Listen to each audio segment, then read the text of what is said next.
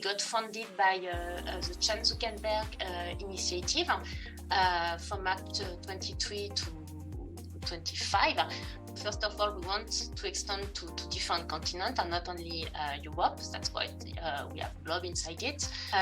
From the scientific side, there have been in the first COMULIS different showcase projects that are now getting finalized. So these new novel workflows of multimodality and different topics, aiming at demonstrating how useful is multimodality. And there will be the occasion to define 3 new ones. So if you are interested to post some, please raise the hand.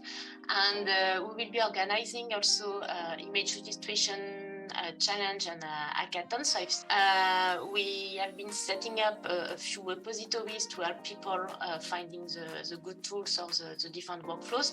And there will be also some mobility fellowship also in partnership with Euro-BioImaging and the different synchrotrons.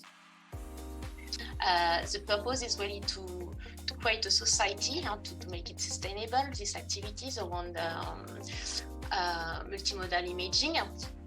There will be some industry board setting also. We will be organizing some conferences. Importantly, we want to work a lot with Euro-BioImaging and with people from the synchrotrons. You can stay updated by following the website, and there is a mailing list you can register to by using the contact form on the website.